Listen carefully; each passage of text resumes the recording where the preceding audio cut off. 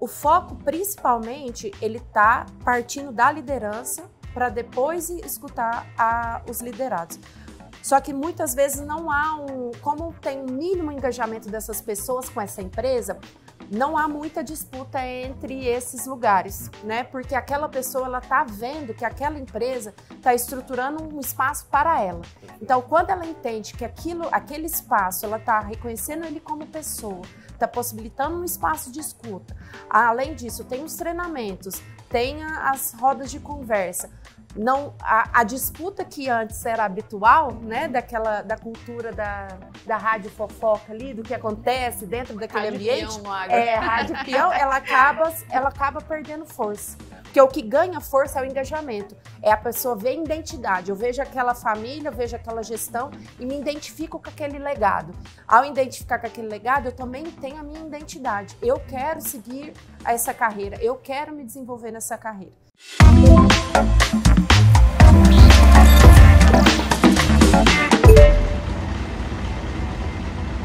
Olá, sejam muito bem-vindos ao episódio do CultiveCast, o podcast que vai conectar você com o futuro do agronegócio. Essa é a primeira temporada que estamos gravando especialmente aqui da Bahia Farm Show. E estou aqui eu, Josi Prado, e o Luiz Eduardo Cassuio. Tudo bem, Luiz Eduardo? Tudo bem, Josi. Olá, pessoal. Sejam bem-vindos a esse episódio. Então, um bate-papo incrível hoje com um tema muito relevante para todo o nosso setor. Isso aí. Vamos falar sobre inteligência socioemocional com a nossa convidada especial que eu vou apresentar daqui a pouco. Mas antes eu gostaria daquele recado que vocês já sabem para agradecer os nossos apoiadores aqui do movimento Cultive Futuro como um todo, né? Os nossos apoiadores aí da Missão Vanguarda, que é a ESERI, a Biotrop, a Ouro Fino e a Fiber Max. Muito obrigada, pessoal, pelo apoio de vocês. E eu vou parar esse episódio também para um agradecimento especial à Corteva, que possibilitou o lançamento do CultiveCast aqui na Bahia Farm Show. Os primeiros episódios estão acontecendo aqui nesse espaço do estande da Corteva, que gentilmente nos cedeu. Então, um agradecimento muito especial a vocês, pessoal, por permitir isso acontecer. E a nossa convidada especial que eu vou apresentar agora. Vou aqui pegar meu celular, né, para ter o apoio, para ler o histórico. É a Marcela Oliveira Araújo, que é psicóloga pela UFO de Minas Gerais, mestre em Psicologia do Desenvolvimento pela USP, com formação em Psicologia e Neuropsicologia Histórico-Cultural. Ela atua como supervisora de Psicologia Escolar, coordenando uma equipe de 14 psicólogos em escolas estaduais de Goiás. É especialista em orientação familiar para a promoção de um desenvolvimento saudável na infância. Tem ampla experiência no acompanhamento de famílias, com foco em qualificação das interações familiares. Além da atuação direta com famílias, desenvolve formações continuadas para professores, grupos terapêuticos e ações intersetoriais em saúde mental e educação. Tudo bem, Marcela? É um prazer ter você aqui. Tudo bem, Josi. Eu agradeço essa oportunidade para compartilhar um pouquinho com vocês como que a psicologia pode colaborar com o ambiente do contexto do agro. Maravilha. E a gente chamou esse assunto aqui porque está muito em alta, né, Marcela? A questão da inteligência emocional, a questão não só da inteligência, mas das relações que têm sido cada vez mais, digamos assim, observadas, pensadas com todo esse meio digital que a gente vive, né?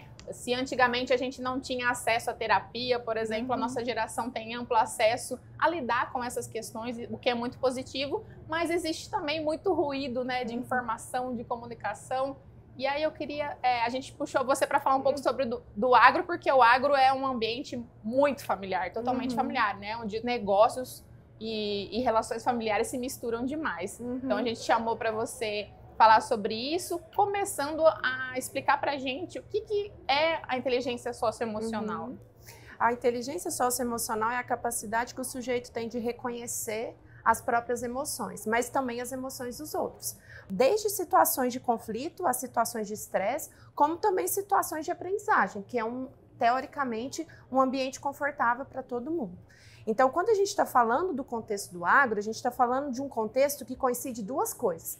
Principalmente porque a maioria são empresas familiares, então a gente está falando de uma coincidência de relações familiares com relações de negócios. E isso traz, no âmbito empresarial, algumas confusões nos papéis, que é um pouquinho que a gente vai entrar aqui hoje. De entender quando a gente está num momento de alta pressão, como que a gente pode lidar com um pai e um filho, ou uma mãe e uma filha, mas que naquele momento ali estão num processo de tomada de decisão.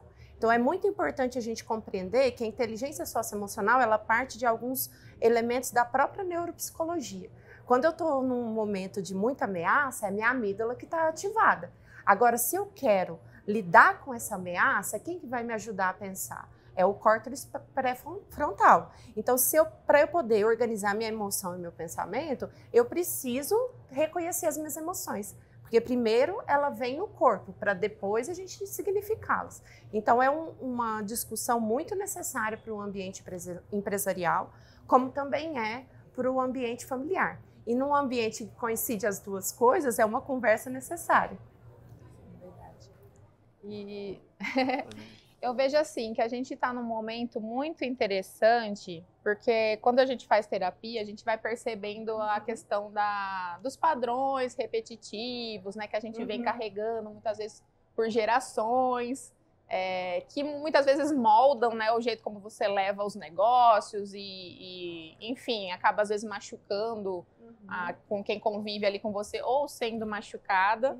E nesse momento a gente está num momento em que a gente pode quebrar muito desses ciclos enquanto pessoa individual e enquanto grupo e sociedade, para que a gente meio que se desenvolva e consiga acompanhar a necessidade do tempo, né? Que a gente está evoluindo em termos de tecnologia, mas o ser humano tem que evoluir também e acompanhar a tecnologia, né? O que você enxerga, assim, em relação a... Eu não sei se vou conseguir formular a minha pergunta, mas, assim, o que a gente pode fazer de âmbito individual para ajudar nesse processo, para a gente se ajudar, digamos assim, iniciar esse processo de autoconhecimento, e o que a gente pode implementar cada vez mais nas empresas e fazendas para que a gente ajude também a saúde mental dos nossos colaboradores? A sua pergunta é muito importante, Josi, porque muitas vezes a gente paralisa quando vai falar das próprias emoções. Se a gente pensa grande, eu tenho que mudar, a minha equipe ela não está se comunicando, ou tem informações importantes para tomada de decisão que estão sendo omitidas, ou por medo, ou por receio de julgamento. Normalmente, a gente só vai descobrir que houve uma informação que não foi comunicada quando estourou. Mas a gente precisa pensar que o processo de inteligência socioemocional, ele começa antes. Ele começa um com o outro. Um primeiro passo que a gente pode fazer, eu sempre fazia um exercício, né, quando eu estava assessorando alguém, conta para mim, conta para você mesmo, quais 3 emoções que você sente que te incomodam. Num caso que eu acompanhei diretamente de uma liderança, ela tinha muito incômodo que ela era uma pessoa no ambiente de trabalho e ela era outra pessoa dentro de casa. Ela tinha paciência com os erros e com as falhas da sua equipe, mas quando chegava em casa ela era muito reativa.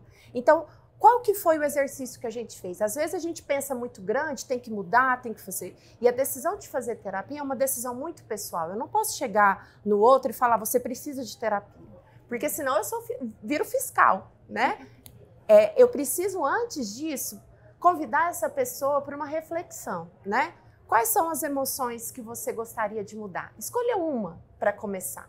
Eu fazia esse exercício quando eu estava dando aula, por exemplo. Eu escolhia um comportamento meu que eu queria mudar porque eu estava encontrando uma turma nova. Então, toda vez que eu encontro um grupo de treinamento novo, que eu já dei treinamento para eles, eu falo assim, olha, eu escolhi essa emoção ou esse comportamento que eu percebi que eu poderia ter sido melhor para vocês também serem melhores.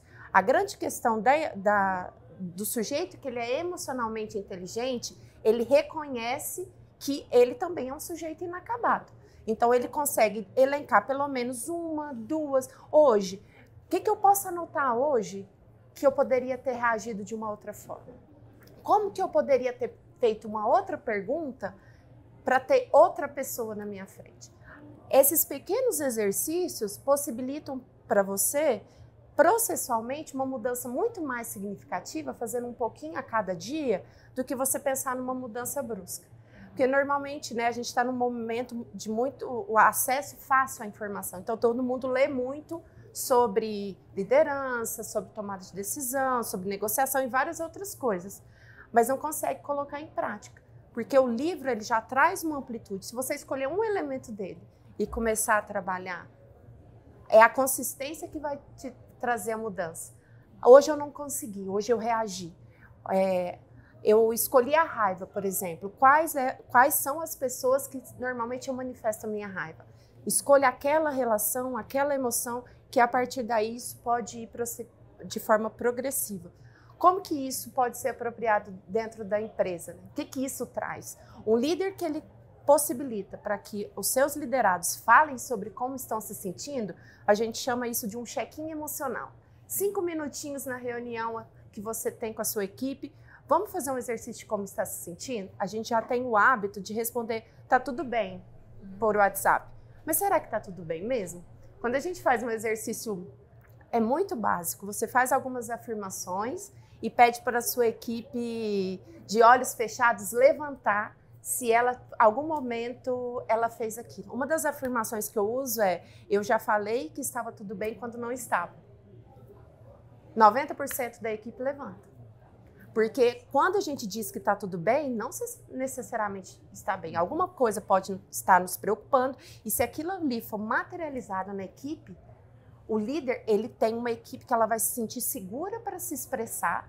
E a partir daí, ela vai trazer para eles informações essenciais para a tomada de decisão. Não vai ter gap no processo decisório. Ele vai conseguir plenamente enfrentar os desafios daquela safra, enfrentar os desafios que ele está aguardando a primeira chuva, e assim ele vai ter uma equipe que vai querer estar ali.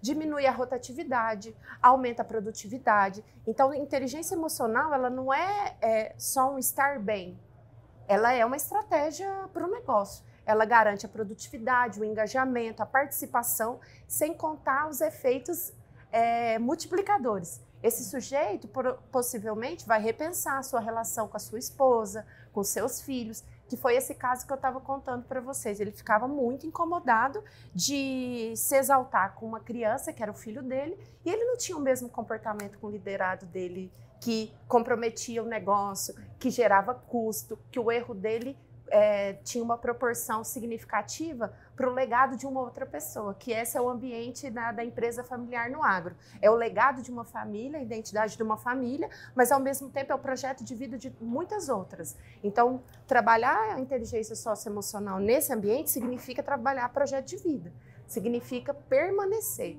né? Porque a alta rotatividade gera um custo considerável. Você vai ter que treinar a equipe de novo, você vai ter que conversar novamente, alinhar as expectativas, e isso sucessivamente é muito desgastante, não só para o líder, mas também como para a família, porque ela nunca vai ter segurança quem é essa equipe, né? Como que ela vai conhecer essa equipe se ela muda tanto, né? Então é uma necessidade de falar desse tema nesse contexto. Muito legal. Nossa, você falando já me derivou várias perguntas aqui só dessa breve introdução, né, Luiz? É um tema muito pertinente, né? Você que está assistindo aí, já pega o papel, a caneta e anote, que eu já estou anotando aqui também algumas dicas, Marcela.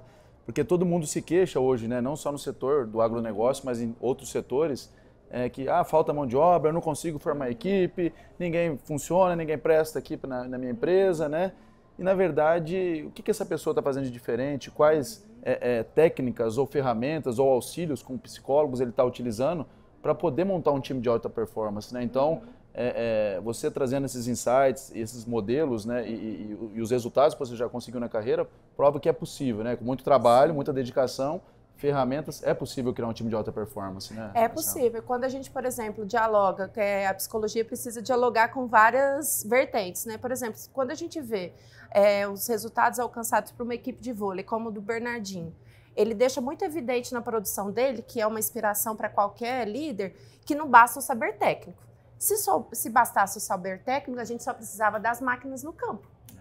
Então, a gente precisa entender que o grande diferencial em qualquer equipe são as pessoas. E ali as pessoas têm a possibilidade de se desenvolver, elas não deixam de viver quando estão trabalhando. Por mais que a gente não converse sobre isso, por mais que isso não seja pauta numa reunião, elas não deixam de viver. E elas se tornam mais engajadas quando elas percebem que são ouvidas. Tem uma frase que a gente usa muito, né? Uma pergunta que a gente faz muito quando está trabalhando com família é: você está escutando para compreender ou para responder?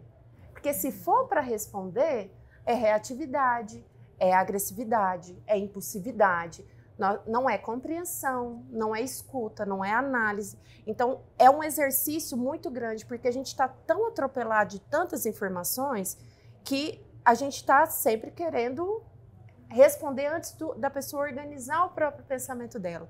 Uma equipe de alta performance, ela confia um no outro. Por que ela confia um no outro? Porque ela se escuta, ela se compreende, há um exercício bem importante, né, como o check-in emocional dos 5 minutos, que são as pausas, né? A pausa é um exercício importante para o cérebro, para ele poder oxigenar, respirar e a partir daí continuar. A equipe de alta performance, ela consegue fazer isso mesmo no momento de alto estresse, porque o estresse ele tende a cegar, né? O estresse ele ativa a amígdala. Quando ele ativa a amígdala, é luta, fuga e ameaça. Quando ele está ameaçado, desde os primórdios, a gente tende a fugir, a gente tende a não ir ao encontro do que está nos desafiando. O que move uma equipe de alta performance é o desafio. Ela não foge do desafio, ela enfrenta o desafio. Então, é um tipo de interlocução que ela não vai se sentir julgada de dizer, nesse momento eu não tenho a resposta, mas vamos mapear junto. A gente usa muito mapeamento, por exemplo, quando tem uma situação de conflito, a gente mapeia todas as pessoas, objetos ou situações afetadas por aquele conflito. Dessa forma, você consegue visualizar como que um conflito entre duas pessoas está desencadeando um alto custo para a empresa. Porque ali não está sendo priorizado a necessidade da equipe, mas a necessidade do sujeito se sobrepor a outro, muitas vezes. Então, o exercício é compreender de uma forma visual, toda a equipe junto, o que está afetando o seu desenvolvimento, a sua performance, o seu engajamento, para que depois de conversado, escutado, analisado, é possível dali sair decisões importantes, né? Então, quando a gente tem um alinhamento de expectativas, muitas vezes alinhamento dos sonhos, né? Você não sabe por que aquela pessoa está naquele cargo, naquela fazenda, naquele momento da vida.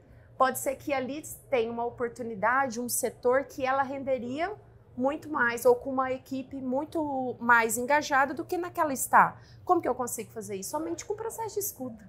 Escutar hoje é a base de qualquer trabalho, né? Eu entender o que o outro quer dizer.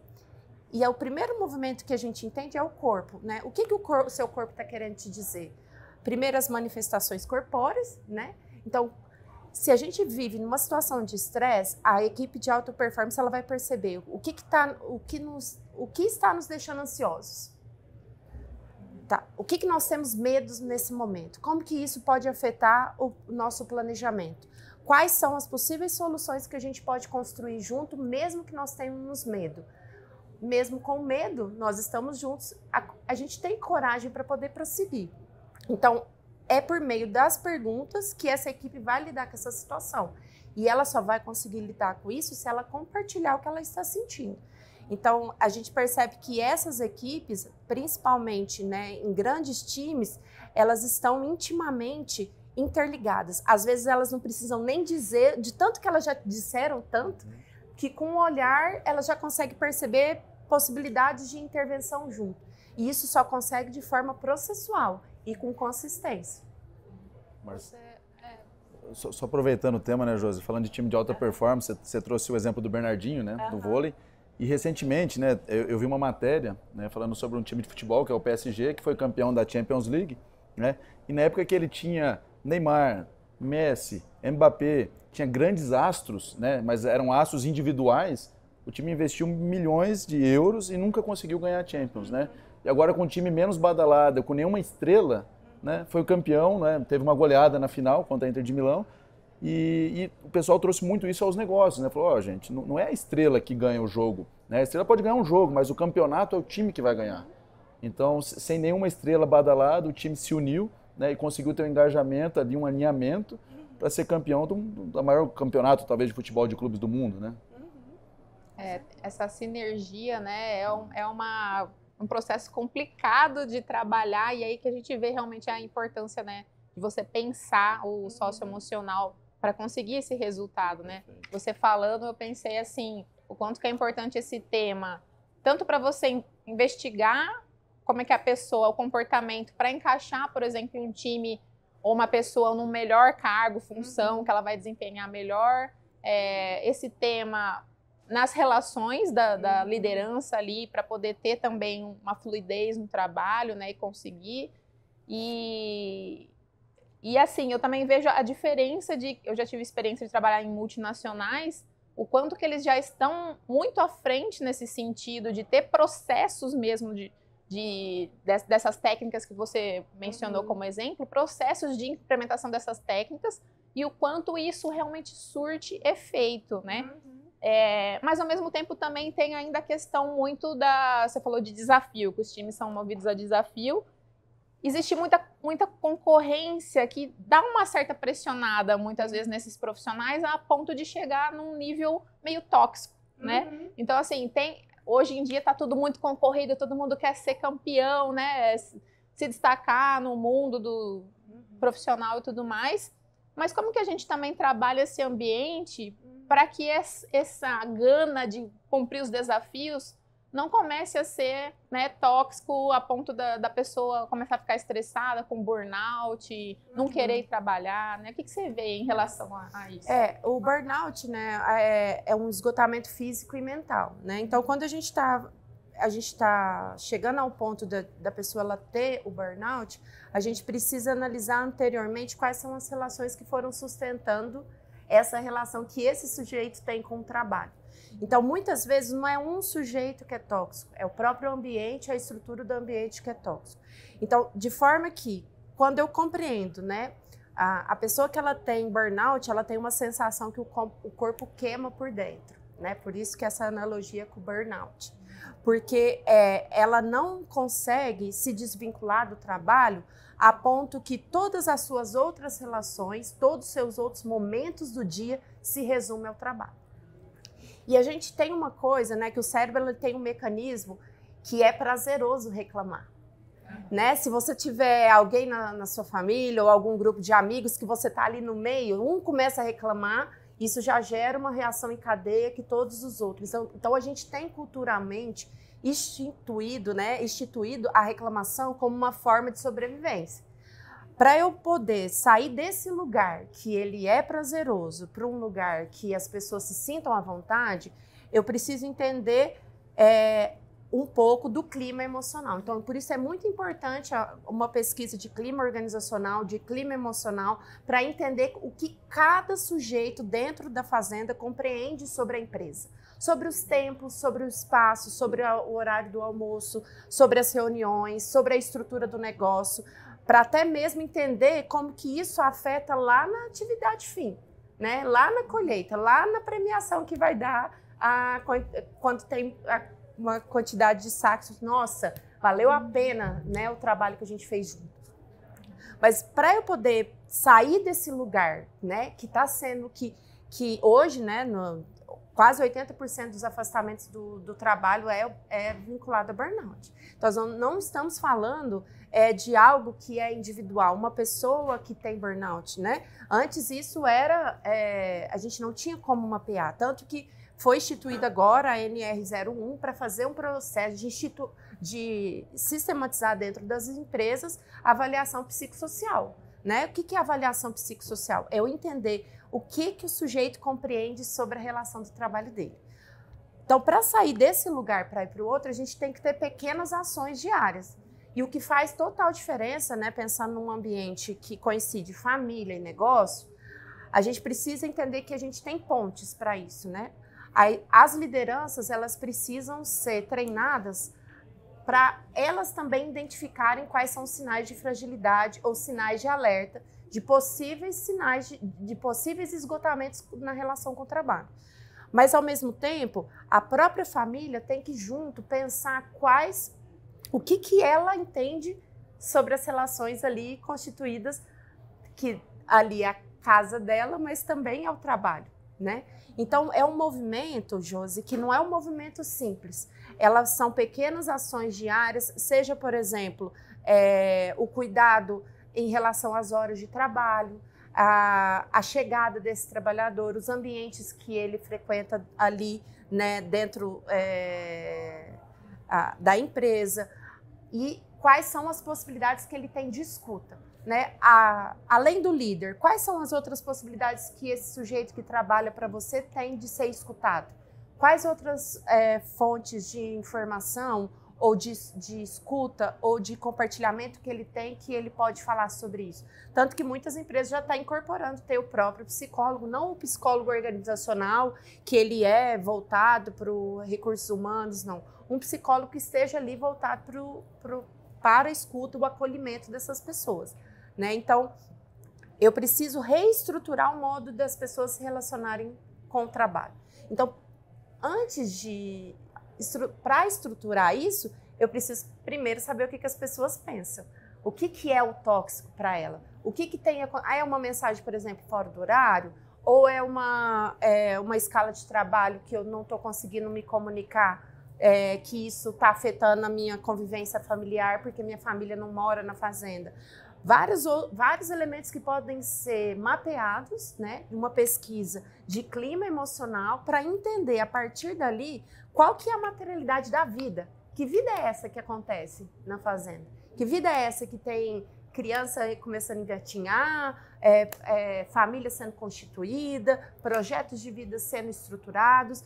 Como que a minha fazenda constitui a vida dessas pessoas?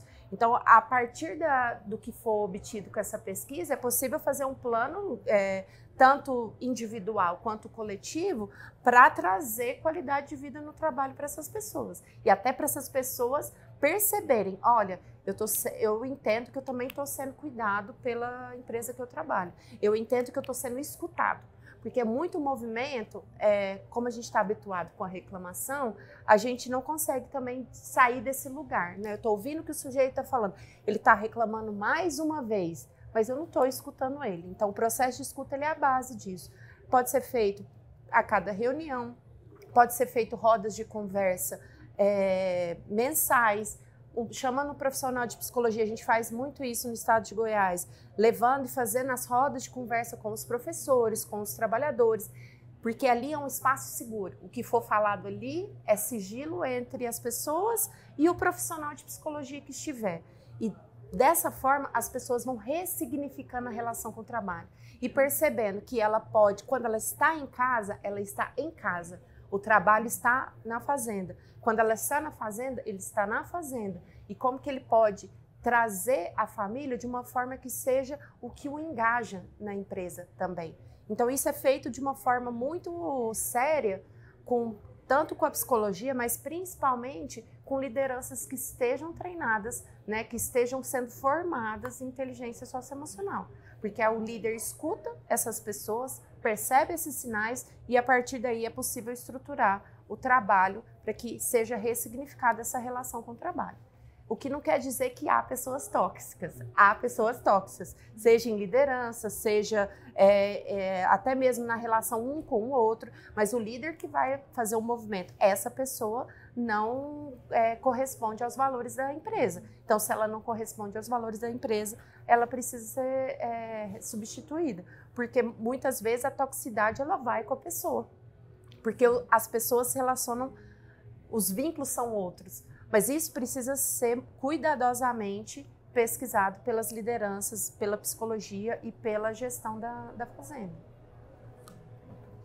Marcela, achei fantástico, né, quando você trouxe um exemplo de empresas que hoje estão estruturando um setor para ter uma psicóloga para ouvir os colaboradores, né?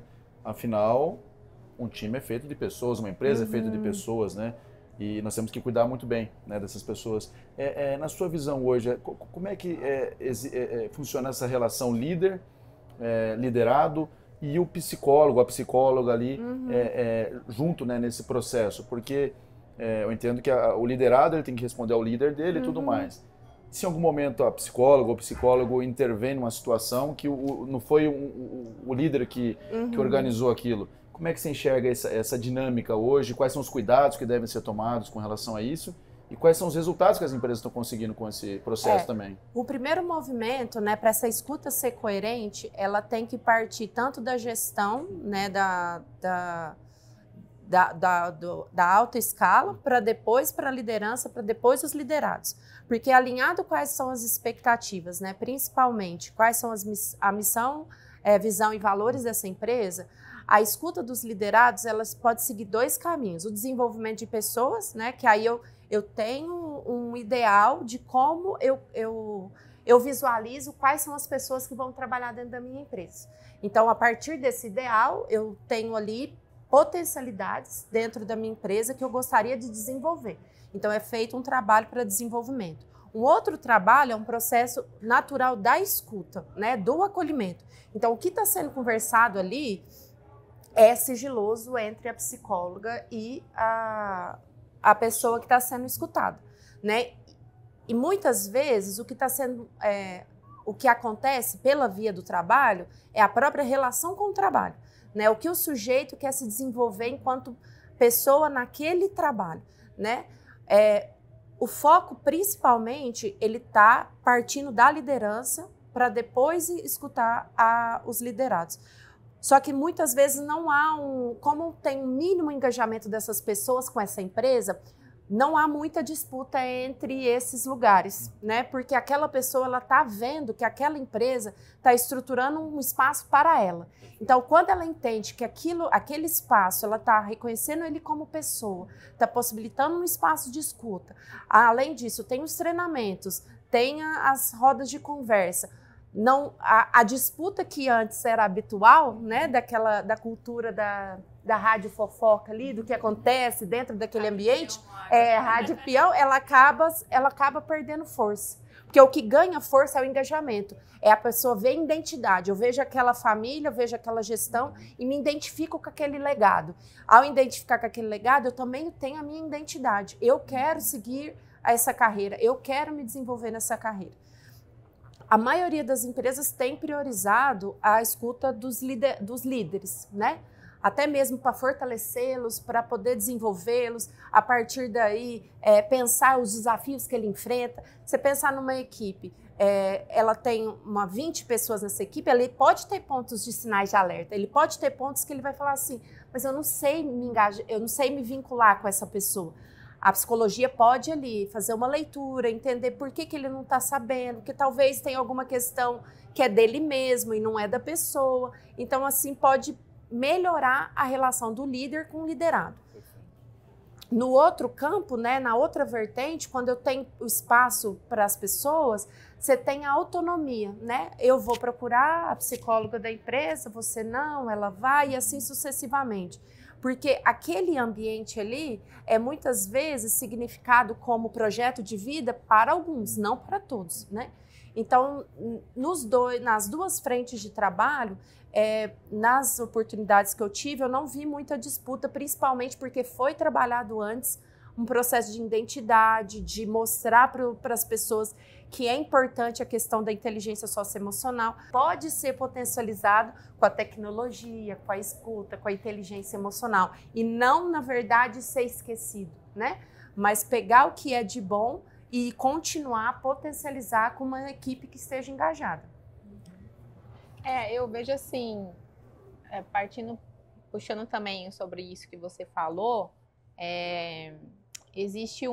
gostaria de puxar também para o conflito de gerações, né? Hoje em dia, a geração que está vindo é unânime em todas as áreas, não só no agro. Todas as empresas estão tendo que saber se adaptar para lidar com as novas demandas dessa nova geração, né?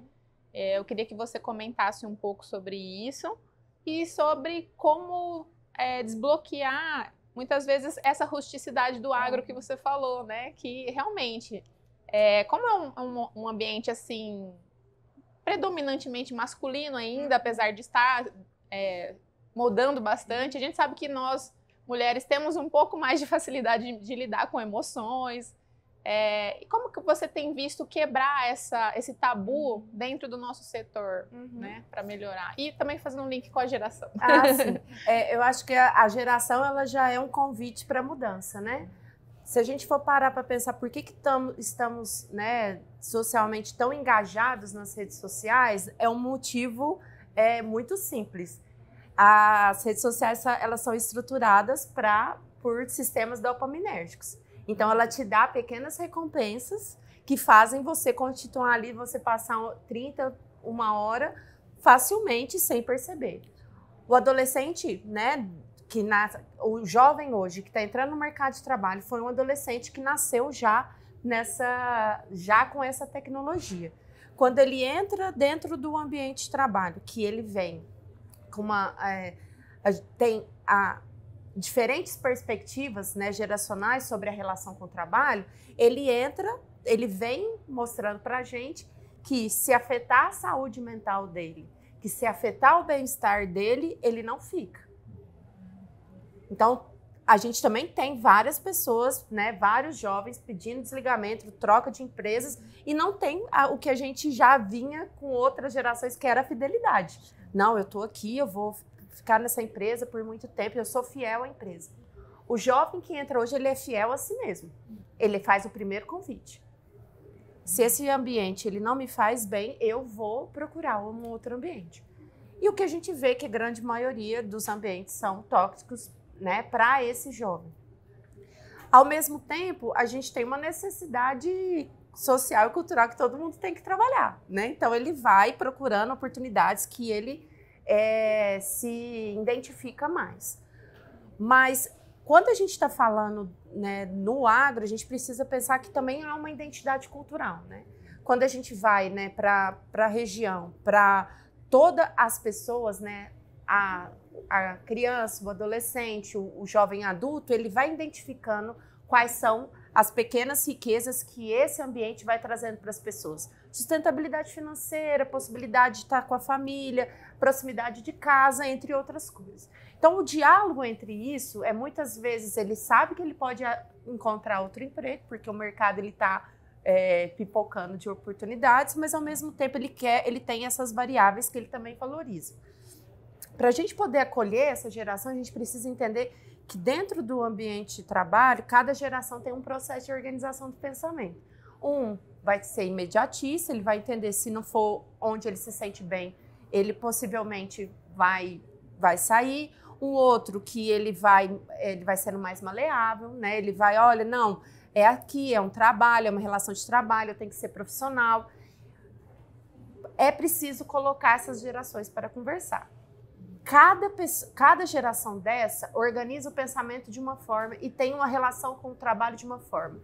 Dificilmente um jovem adulto hoje, né, ele vai se colocar numa situação que ele, percebendo que ele tem primeiro ele já vai procurar ajuda antes. Isso é um fenômeno que tem acontecido bastante. Jovens adultos procuram mais a terapia do que outras gerações. Segundo, ele vai se sentir, em algum momento, por uma comunicação violenta ou por uma forma intransigente do líder, ele vai se sentir invadido, né? Então, se eu tenho, dentro da minha empresa, gerações diferentes, eu preciso entender que até a organização da informação também precisa ser diferente. Essa é uma discussão que eu faço bastante com uma pessoa do RH, que é a lógica do setor de gente e gestão, né, do setor de pessoas, ela sempre vai pensar que as orientações precisam ser repetidas, que quanto mais serem repetidas, elas vão ser internalizadas. E eu converso com ela dizendo, não, você pode dar a mesma informação repetida, mas se você não organizá-la de forma diferente a cada vez, você não vai ter um engajamento com essa equipe nessa faixa de idade entre 20 e 25 anos. Não vai. Então, a gente precisa pensar que até a estratégia de formação, de treinamento, de conversa, de organização dentro do trabalho, ela também precisa entender quem que está lá dentro, que geração que está lá dentro e como dialogar. Então, isso é bem interessante da gente pensar, né, que a geração, né, dos anos 2000, a geração, né, dos anos que vem vindo, ela vem convidando a gente para falar assim, olha, gestão de pessoas não é só colocar as pessoas para dentro, é também manter. Mais do que nunca, a retenção de talentos hoje é uma das áreas mais difíceis em qualquer setor, não só no agro. Sim, verdade. E em relação, puxando agora para a questão de sucessão, que é um tema muito em alta no agro, né? A gente vê muito se falar sobre isso, treinamentos, e precisa mesmo. O que você tem identificado assim que é o maior conflito emocional, como se existe, né, algum padrão que permeia essa sucessão? O que você tem identificado ou presenciado? A questão da sucessão ela é uma questão muito interessante, porque mesmo em contextos não empresariais, ela também tem o seu gargalo, que é você pensar qual que é a identidade que aquele avô ou aquele pai tem em relação a si mesmo e a você. Então, a gente até brinca, né? Quando uma pessoa ela vai ter um filho, a gente pergunta, o que vai ser o seu filho? Essa criança, ela não nasceu, ela não, né, ainda não existe ali de forma material, mas já tem alguém que tem uma expectativa para ela quando nascer. Então, assim, é importante a gente olhar para o modo como a gente se relaciona como família, para entender como ela atravessa o negócio. Como que a gente se comunica? Como que a gente dialoga? Em momentos de crise, como que a gente se portou uns com os outros? Em momentos que a gente teve alguma indefinição, como que eu procurei o outro? Seja um irmão, uma irmã, a mãe, a avó, mas principalmente porque há um processo de identidade, há a tradição e há a memória. Quando a gente entende que ali a gente também está vivendo um luto, né? Que a sucessão tem que vir porque uma pessoa mais velha, né? Pode acontecer alguma coisa, mas antes disso, vamos pensar que lutos essa pessoa está vivendo em relação à sua própria identidade com o negócio. Como ela caminhou até aqui, o que foi estruturado com muito suor, hoje já tem uma estrutura pré-determinada que essa inovação está chegando sem ter vivenciado essa história. Então, o diálogo disso, ele está muito no trâmite de escutar a família para escutar o negócio. Porque não só a família, ela vai sentir e vivenciar os contratempos que ela tem. As pessoas do negócio percebem como a família se relaciona, percebe como ela partilha, percebe como ela se porta em momentos de decisão. E tem um exercício bem importante que a gente pensar. Numa reunião de trabalho, quem estão reunidos? São as pessoas do negócio. É o gestor, é o líder, não é o pai, não é o filho. Apesar de coincidir os papéis, precisa ser feito um exercício muito grande de entender que dentro daquela sala há um conflito, há uma divergência entre algum processo decisório. Quando sai dali para ir para a própria casa, essa distância é a pausa que você precisa para respirar e voltar. Dentro da casa há uma família. Então, enquanto o mais velho está focado no legado que ele vai deixar, há pessoas que querem reconstruir ou construir o próprio legado. Então, o trabalho a conversa entre a tradição e a inovação, entre a identidade e o pertencimento. Então, eu preciso, junto, né, de trabalhar com essa família, como que a vida dessas pessoas vão mudar quando eu não estiver à frente do negócio. E o que eu estou sentindo quando eu não estiver à frente do negócio. Porque muitas vezes a gente fica pensando, porque não quer progredir, que não quer a tecnologia, não quer a inovação. As questões técnicas, jurídicas, o processo, né, da sucessão está estabelecido. Os advogados, né, junto, vão conversando, vão dialogando, os membros vão dialogando. Mas há um tecido que vai regendo todo esse processo sucessório, que é o tecido emocional. Como essa família vai continuar se relacionando a partir dessa sucessão? Como que essa sucessão é significada por cada um deles? Por isso que o trabalho da inteligência socioemocional com os líderes, ele também precisa ser feito com os membros da família, até mesmo para pensar que esse processo de lutos e perdas, ele já vai acontecendo à medida que os filhos vão nascendo, os netos vão nascendo e assim sucessivamente. porque as vidas vão se coincidindo naquele ambiente. E a disputa, ela muitas vezes vem mais do campo familiar do que do próprio negócio, né? Do processo de comunicação, né? A crise, o manejo de estresse. E quando a gente está no embate, né? A gente ativou a ameaça, está no embate, o grito, ele é um pedido do socorro, de não se sentir ouvido. É pessoas que não se escutam, né? E principalmente isso acaba sendo uma característica muito forte em algumas famílias, de sempre ter alguém que vai decidir por todo mundo. Ou não, eu consigo dialogar com todo mundo, trazendo a perspectiva. Possivelmente essa relação saudável no negócio tem uma relação saudável na família, né? Então é algo que precisa ser cuidado de uma forma muito processual, entender que a partir do nascimento há uma história que pode ser contada de uma outra forma. Marcela, essa aula está sendo excelente, eu estou chamando de aula aqui porque realmente estou aprendendo muito, né? E você com certeza conhece empresas que deram certo, segunda, terceira, até quarta geração, né? Muitas vezes, e de uma maneira bem estratégica. Quais foram os 3 principais pilares que esse pessoal, essa família fez para conseguir evoluir, né? Que essas gerações conseguissem, mesmo diante dos desafios, né? Entram primos, inúmeras pessoas com pensamento diferentes, com choque de gerações, mas pensar no negócio e na longevidade do negócio e fazendo com que o negócio continue dando certo. Eu acredito que 3 palavras-chave são essenciais para te responder, que é a escuta, a compreensão e a empatia. E aí, pensar numa forma muito simples. Às vezes a gente coloca que a empatia é se colocar no lugar do outro. Isso, desculpe quem acredita, mas é muito impossível. A gente se conecta com o lugar do outro. Como que eu me conecto com o lugar do outro? Pela escuta.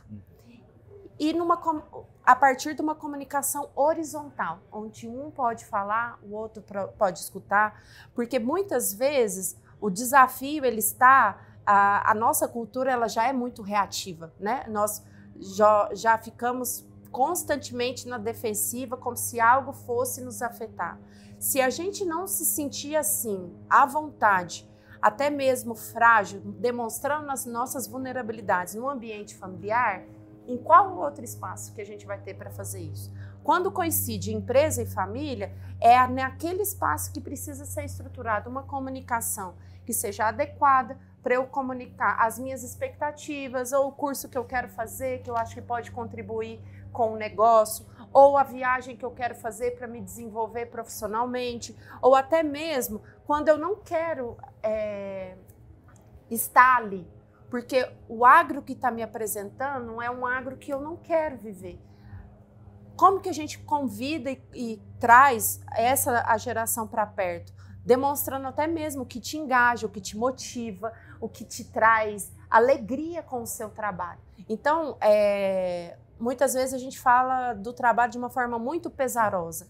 Então, a gente precisa também cuidar se essa forma pesarosa não está influenciando as próximas gerações do que ela está entendendo de trabalho. Nossa, segunda-feira, nossa, vou trabalhar de novo. O que essa criança está vendo, esse adolescente está vendo? Ele está vendo principalmente que trabalhar é desgastante, que trabalhar não é prazeroso, que trabalhar é penoso. Agora, se eu trago com alegria, olha, eu tenho desafios no meu trabalho, mas, nossa, eu me sinto muito feliz no meu trabalho. Quando eu faço isso, aquilo outro, de forma que eu traga para ele e para outras gerações que há desafios em qualquer trabalho, mas como que eu lido com esses desafios? Inteligência socioemocional é como, diante de uma situação de estresse, diante dela, quais recursos que eu tenho em mim que eu posso utilizar para poder lidar com ela da melhor forma. E se não foi a forma que eu achei que era mais adequada,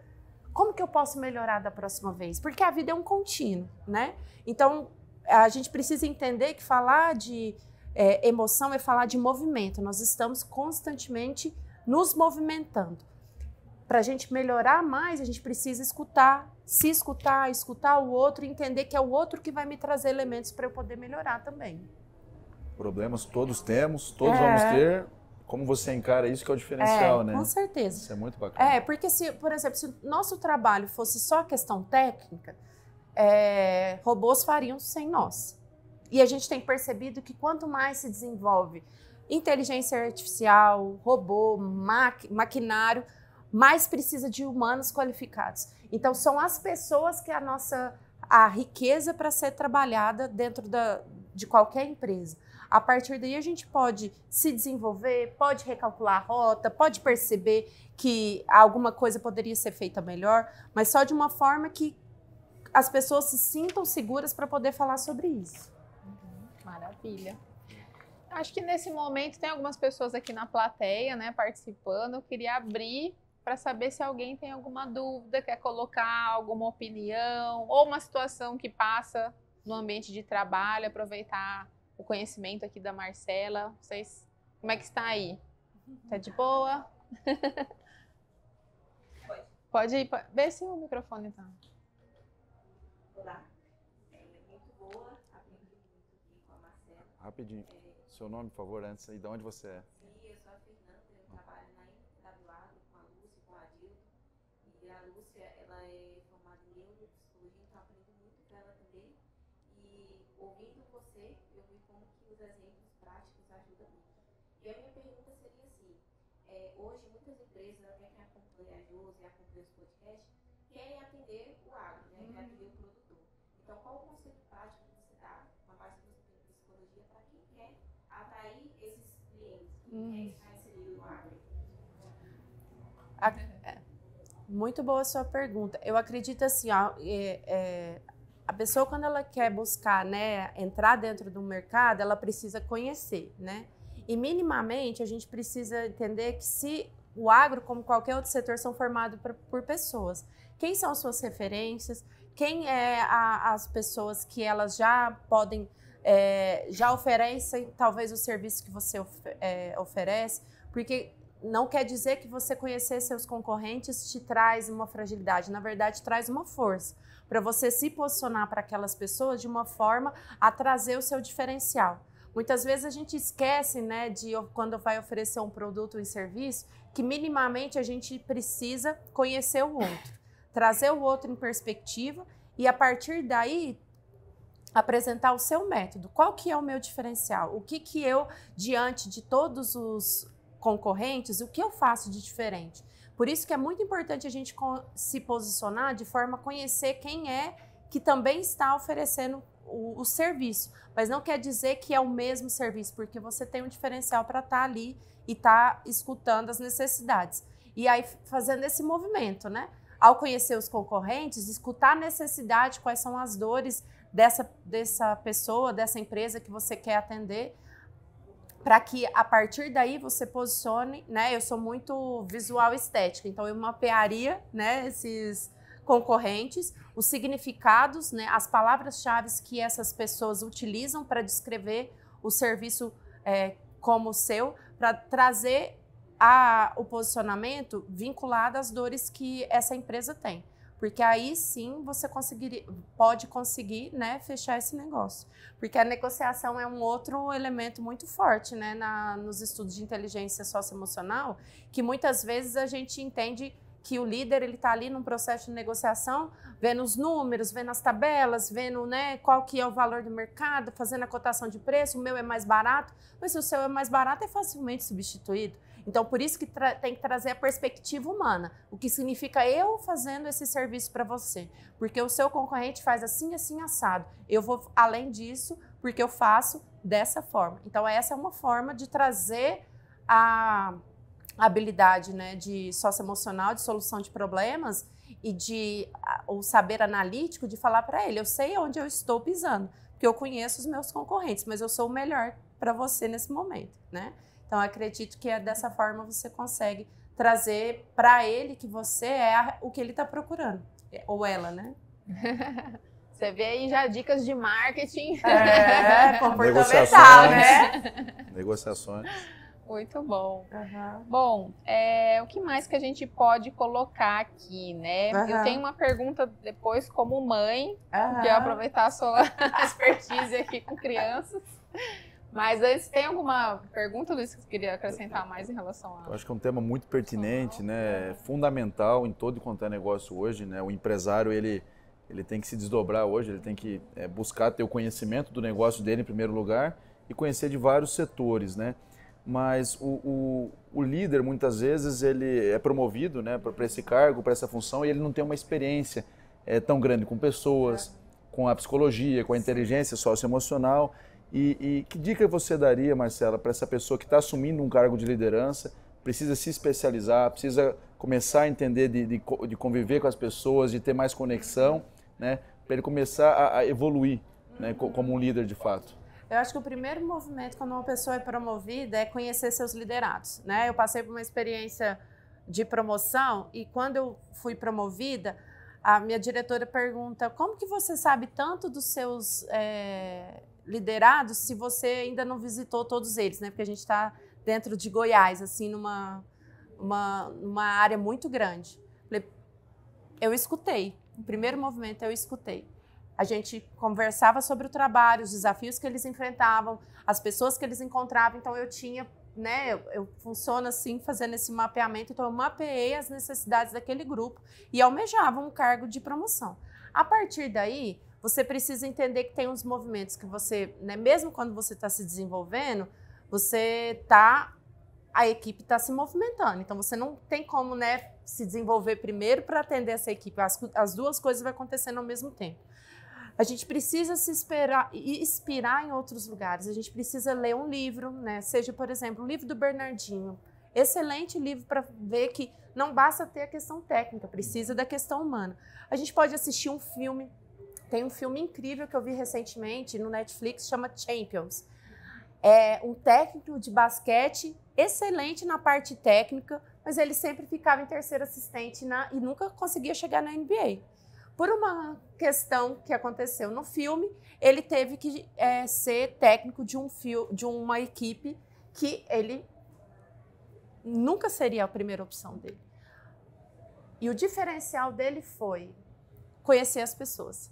Então, assim, é um filme incrível, né, de 2023, que a gente consegue ver várias habilidades sendo trabalhadas, a questão humana, o conhecimento das necessidades de cada um, a história de vida de cada um, por que ele está ali, como que ele chega até lá, né? Quais os caminhos que esse liderado faz para chegar no trabalho, né? Como que ele está hoje, como que ele passou o final de semana. Então, o líder ele tem que sempre fazer um movimento de se desenvolver, né? Fazer formação, tem os treinamentos, né? Eu também dou treinamento de socioemocional, então, assim, tem várias pessoas que falam sobre isso. E aí é importante dialogar com essas pessoas, mas ao mesmo tempo não perder o vínculo com a equipe, conhecer mesmo cada um deles, as suas expectativas, os seus sonhos, porque a retenção de talentos ela só ocorre por significado. É quando a pessoa tem um significado com o trabalho, um significado com a família, um significado com o fazer dela, que ela se mantém ali. Porque a gente é facilmente, né, afetado para ir para outro espaço, né? Ainda mais nesse ambiente que ele é tão assim, né? As pessoas vivem nas estradas. Aproveitando já, né, tinha uma outra pergunta, a Marcela já adiantou, ela deu uma dica aqui de um livro, né, do Bernardinho, de um filme que é o Champions, da Netflix. E aproveitando, tem uma série que você indica, Marcela, também, para o pessoal compor o combo aí, né, e buscar estudar em casa? Agora me fugiu, mas eu tô com um livro muito bacana que o meu irmão o autor é David Goggins e ele é ele é das Forças Armadas dos Estados Unidos e ele conta, né, que ele não tem nada a perder. Ele tem mais de um livro, é muito bacana a história dele. A série eu vou ficar te devendo, que agora me deu um branco.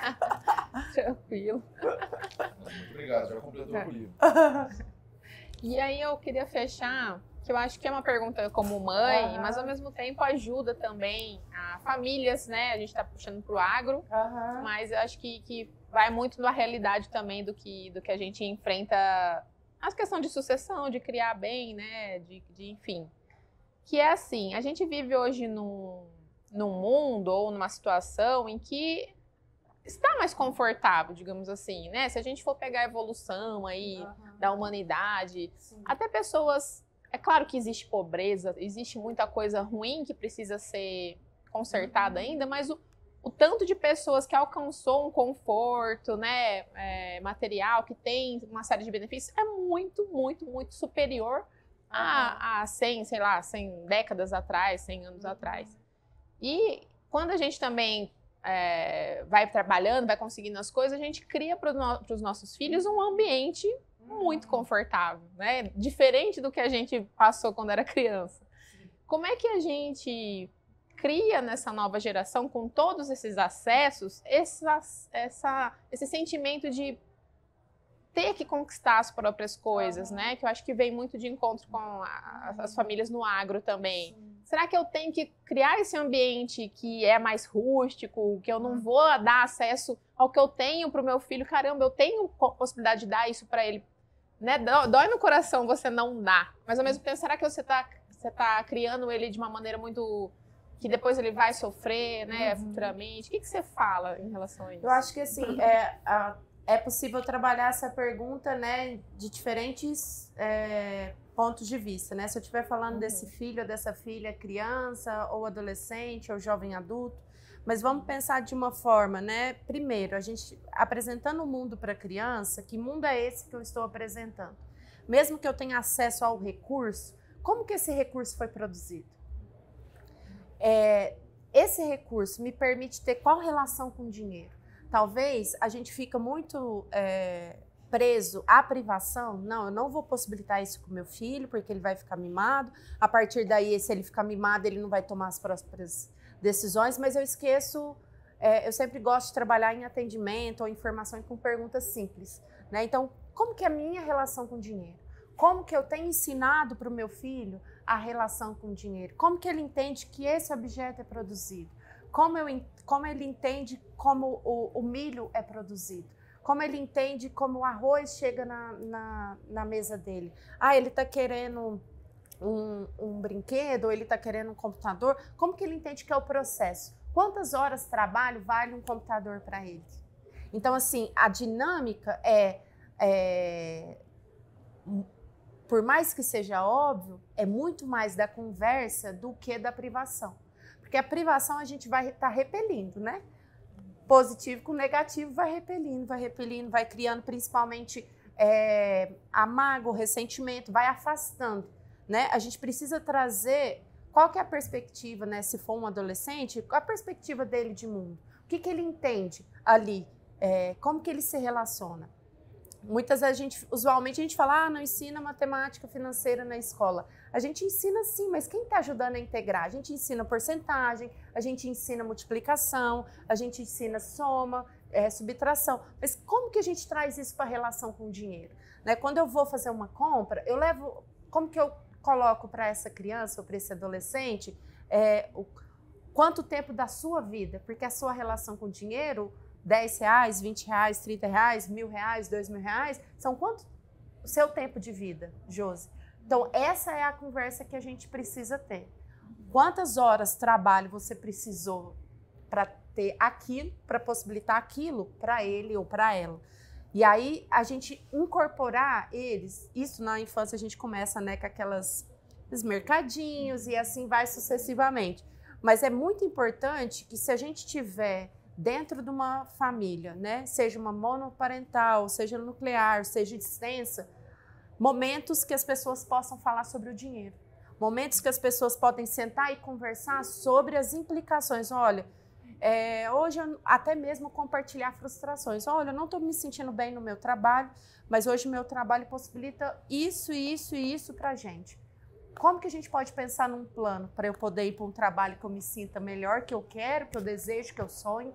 Não é também porque a gente teve filhos ou filhas que a gente deixou de sonhar. E muitas vezes, principalmente mulheres, vai deixando isso para depois, né? Tanto que chega a ter frustrações, chega a ter chantagem emocional depois, de quando uma pessoa não tem trabalhado suas emoções, ela jogar na cara dos filhos o que deixou de fazer por conta deles. Então, é muito importante... Quando começa, né, a fase dos porquês, ali, ó, tá com os 4 anos, 2 a 4 anos é os porquês. Depois de 4 anos a gente já tem, eu pelo menos tenho longas conversas com meu sobrinho, você já consegue, eu tive que, um parêntese, tive que explicar a ele recentemente porque na minha casa não tinha ar-condicionado. Falei assim, olha, porque eu priorizei comprar, tô mobiliando a casa, então eu priorizei comprar isso. Mas se você trabalha, então ele já entende que a relação com o trabalho a dinheiro, 4 anos, e o dinheiro, ar-condicionado. Falei assim, tá, então vamos pensar, quanto tempo eu preciso trabalhar para comprar um ar-condicionado?